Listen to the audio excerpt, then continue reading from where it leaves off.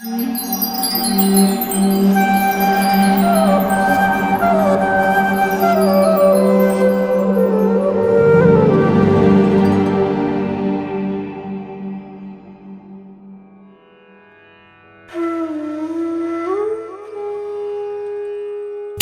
major forests form the stage for the divine play of Radha and Krishna's transcendental pastimes. 5 forests decorate the eastern bank of the Yamuna River: Bhadravan, Bandharavan, Bilvavan, Lohavan, and Mahavan. In these forests, Lord Balaram is the presiding deity and the most prominent personality in all the pastimes. Shrimati Radhika and Shri Krishna rule the 7 forests, adorning the Yamuna's western bank. Bahulavan, Kamyavan, Khadravan, Kamudavan, Madhuvan, Talavan, and Vrindavan. Srila Viswanath Chakravarti Thakur explains how the Vrindavan forests please all the transcendental senses of Lord Shri Govinda. Lord Krishna saw that the Vrindavan forest was giving pleasure to all the 5 senses. The bees, birds, and animals made charming sounds that brought sweet pleasure to the ears. The wind was faithfully rendering service to the Lord by blowing throughout the forest, carrying the cool moisture of a transcendental lake, and thus giving pleasure to the sense of touch. By the sweetness of the wind, even the sense of taste was being stimulated, and the fragrance of lotus flowers was bringing pleasure to the nostrils, and the entire forest was endowed with heavenly beauty, which was giving spiritual bliss to the eyes. Each tree, he's saying, is a completely liberated yogi who has taken the forms of these trees just to serve. Krishna is saying, just to serve you, Balaram. And just see how they are all bowing down before you. Because the trees have so many fruits. They're kalpavrikshas. And the trees can have any fruit they want. Because they're people. They're liberated souls. They're beyond humans in this world. Every blade of grass is beyond a human in this world, in the spiritual world. They're absolute enlightened jivas, or people, just doing their seva for Krishna in such a wonderful way. So if a mango tree wants to give an apple to Krishna, an apple grows. If a chiku tree wants to give a pomegranate grows.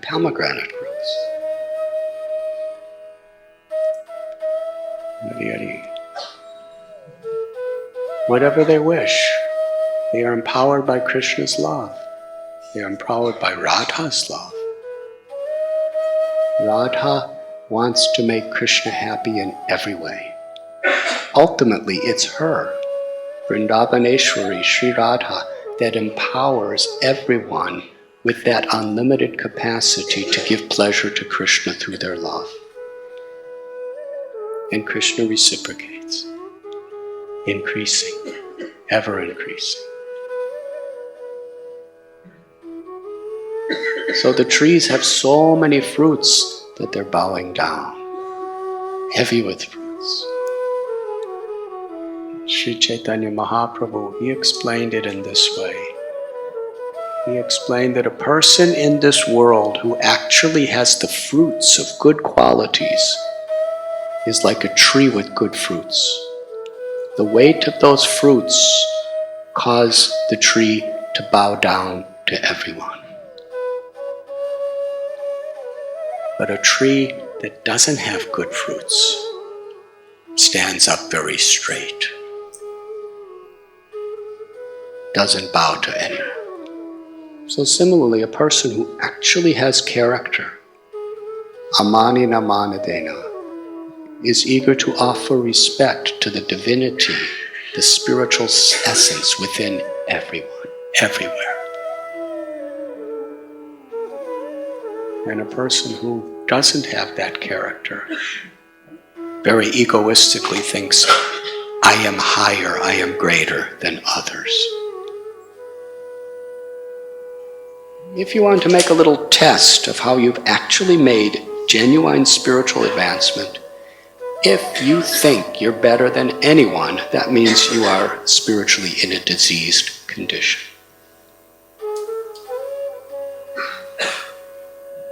Amani namanade. We may consider ourselves more fortunate, and we want to share that fortune with people who may not be so fortunate. But our fortune is not because of me. It's not because I am better than you. My fortune is because of Radharani's grace. My fortune is because of Krishna's grace. That doesn't make me better than you, because the potential of that grace is in you too. So I bow to that potential within you. When we understand that it's this grace that is empowering us with good fortune, it humbles us. It doesn't make us egoistic. When we become proud of Krishna, we become humble. So Sri Chaitanya Mahaprabhu said, just like a tree, when it has ripe, good fruits of spiritual qualities, offers all respects, to bow down to Krishna in every situation, and bow down to Krishna in the heart of all living beings in an appropriate way. The Vraj Mandala Parikrama, circumambulation of Vrindavan's 12 forests, is one of the 9 forms of devotional service called Padda Sevanam, serving Shri Krishna's lotus feet. The Supreme Personality of Godhead Himself, Shri Chaitanya, set the example by spending 1 month touring Vrindavan's 12 forests.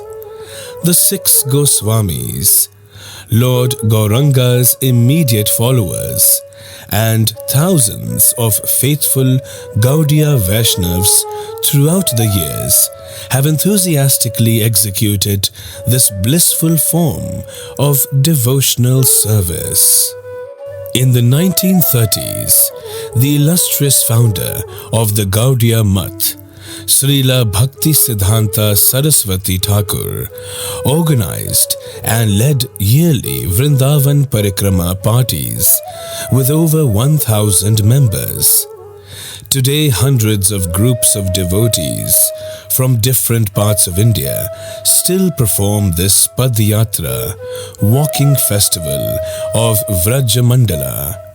Every year during the Kartik month, October to November, the International Society for Krishna Consciousness sponsors a Vrajamandala Parikrama, affording foreign Krishna devotees a rare opportunity to experience the ecstasy of circumambulating Shri Vrindavan Dham. Besides being a wonderful way to see and serve Shri Krishna's transcendental land, circumambulating Vraja Bhumi purifies one's consciousness. Srila Bhakti Siddhanta Saraswati Thakur states that the business of the tongue is to gratify itself with varieties of flavor, but by wandering in the 12 holy forests of Vrajamandala, one can be freed from the 12 flavors of material sense enjoyment. By wandering in the 12 forests of Vrindavan, one can re-spiritualize the 12 flavors of personal existence. Thus, one will become a liberated soul free from all material desires. Today, in Vrindavan, one will regularly see people devoutly caressing various trees that have become polished and worn smooth by these constant embraces. The devotees submit their prayers to these silent friends, and they feel satisfied with the response they hear in the core of their hearts. The eucalyptus and the Tamil trees flanking Srila Rupa Goswami's Bhajan Kutir at the Radha Damodar temple and the divine trees in Seva Kunj are particular favorites of the Vrajavasis. When Shri Chaitanya Mahaprabhu passed through the forest of Vrindavan, all the plants, trees and creepers were delighted to see him and rejoiced in his presence. The plant life there is like that in the spiritual sky, fully conscious. The splendid trees in Vrajabhumi are perfectly spiritual in nature and full of potencies. They are just like the incarnations of the Supreme Personality of Godhead. Just as the conditioned souls misunderstand the spiritual nature of the Supreme Lord's incarnations, in the same way they misunderstand the glory of these transcendental trees in Vraja. The Kadamba tree, generally only seen in the Vrindavan area, is a tall tree with large round yellow flowers having a heady herbal aroma. The Kadamba tree signifies Shrimati Radharani and the Tamala tree signifies Krishna.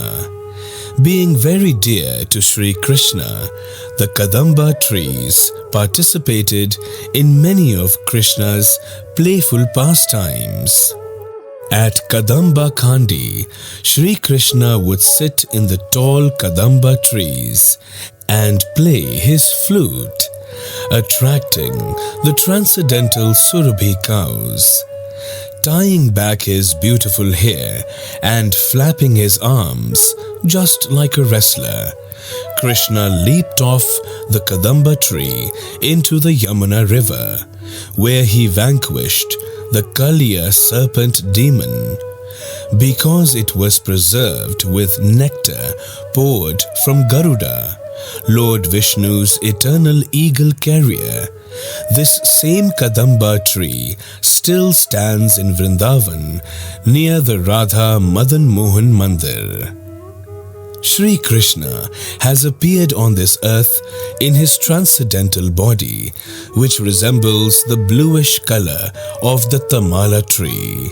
Shri Chaitanya Mahaprabhu told Vallabha Bhatta, the only purport of the holy name of Krishna is that he is dark blue like the Tamala tree and is the son of Mother Yashoda. Because the color exactly resembles that of Krishna, Shrimati Radharani always used to take rest under the Tamala tree when feeling separation from Krishna. When Varsasura appeared in Vrindavan as a bull, all of the gopis became greatly affected with fear. Being perturbed in that way, they began to embrace the Tamala tree.